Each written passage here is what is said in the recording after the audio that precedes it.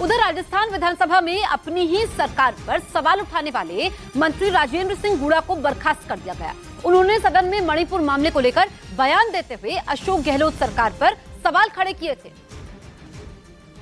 और मणिपुर की बजाय अपने गिरेबां में झांकने की सलाह दी थी, जिसके बाद मुख्यमंत्री अशोक गहलोत ने बड़ा फैसला लेते हुए राजेंद्र सिंह गुड़ा को मंत्री पद से बर्खास्त कर दिया। अंतरात्मा की आवाज पर चलता हूँ और सच बोलने की सजा मिली है मुझे। वहीं इस फैसले के बाद गहलोत सरकार बीजेपी के निशाने पर आ गई। ये सरकार महिलाओं की विरोधी सरकार है।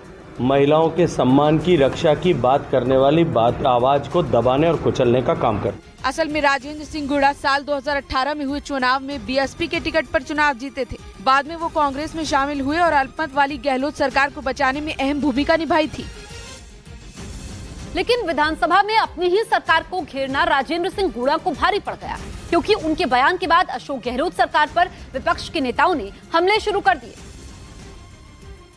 जबकि कांग्रेस के विधायक मणिपुर मामले को लेकर सदन में विरोध कर रहे थे, लेकिन इसी दौरान राजेंद्र सिंह गुड़ा ने कह दिया कि सरकार राजस्थान में महिलाओं को सुरक्षा देने में नाकाम रही है। राजस्थान में जिस तरीके से अत्याचार बढ़े हैं महिलाओं के ऊपर, मणिपुर के बजाय हमें अपने गिरेबान में झांकना है। गुड़ा के इस बयान के बाद बीजेपी ने गहलोत सरकार को सदन में घेर लिया। सरकार के इस मंत्री महोदय ने सरकार की कलाई खोल दी। विधानसभा में विपक्ष के हमलों के बीच गहलोत सरकार बैकफुट पर नजर आई। इस दौरान सीमा की बोली को लेकर उठ रहे सवालों का जवाब देने के लिए सीमा ने सिंधी बोलकर भी दिखाई। पाकिस्तान के कुछ लोगों का इल्जाम था कि सीमा सिंध के खैरपुर की नहीं, जिसकी वजह से उनकी भाषा को माना जा रहा था। आप कराची में रहती थी ना? नहीं, मेरा बचपन खैरपुर मीरस गांव में गुजरा है। मैं शादी के बाद कराची आई हूं। पर हो चंदन की तव्हांजी बोली जेका आहे सिंधी, उहा खैरपुर वारी कोन आहे। खैरपुर में सिंधी ॻाल्हायो वेंदो आहे। पर तव्हांजी बोली जेका आहे कराची वारी वधीक थी लॻे। कराची असां मुंहिंजे मामे जो घर कराची में हुयो। असां अच वञ हूंदो, मुंहिंजी अम्मी बि अॻ में आई, वरी असां अच वञ हूंदो। 2 महीना रहियासीं ॻोठ वापसि। मुसलसल कराची में शादी खां पोइ मां रही आहियां। यूपी के गोरखपुर में दीनदयाल उपाध्याय विश्वविद्यालय में शुक्रवार को बड़ा बवाल हो गया। विश्वविद्यालय परिसर में प्रदर्शन कर रहे छात्रों और पुलिसकर्मियों के बीच मारपीट हो गई, जिसका एक वीडियो भी सामने आया है। छात्रों और पुलिसकर्मियों के बीच जमकर लात घूंसे चलते दिखाई दिए। हाथापाई में एक पुलिसकर्मी तो जमीन पर भी गिर गया। इस दौरान कुछ पुलिसकर्मी बीच बचाव करते हुए भी दिखाई दिए। दावा है कि विश्वविद्यालय में फैली अनियमितता के खिलाफ एबीवीपी से जुड़े छात्र प्रदर्शन कर रहे थे। साथ ही वाइस चांसलर से मिलने की मांग कर रहे थे, लेकिन वाइस चांसलर ने मिलने से मना कर दिया तो उनका गुस्सा भड़क गया।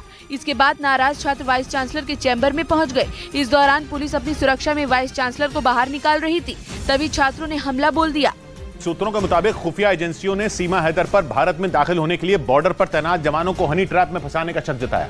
पुलिस एफआईआर के मुताबिक 13 मई को सीमा अपने बच्चों के साथ पाकिस्तान से नेपाल होते हुए भारत में घुसी थी। उनका दावा है कि दिल्ली के पास ग्रेटर नोएडा के रहने वाले सचिन मीणा के लिए वो भारत आई, लेकिन खुफिया एजेंसियों को उन पर जरा भी भरोसा नहीं। सूत्रों का कहना है कि खुफिया एजेंसी को शक है कि सीमा हैदर ने बॉर्डर पार करने के लिए वहां तैनात सशस्त्र सीमा बल के जवानों को हनी ट्रैप में फंसाया था, क्योंकि बिना वीजा के नेपाल के रास्ते भारत में दाखिल होना आसान नहीं। इसीलिए खुफिया एजेंसियां सीमा के सोशल मीडिया अकाउंट भी खंगालने में जुट गईं। पुलिस सूत्रों का दावा है कि सचिन से पहले सीमा सोशल मीडिया के जरिए भारत में रहने वाले कई लोगों के संपर्क में थी, जिनमें ज्यादातर लोग दिल्ली एनसीआर के रहने वाले थे। सूत्र बताते हैं कि पूछताछ में यह भी पता चला कि सीमा के सोशल मीडिया अकाउंट से भारतीय सेना के कुछ जवानों को भी फ्रेंड रिक्वेस्ट भेजी गई थी।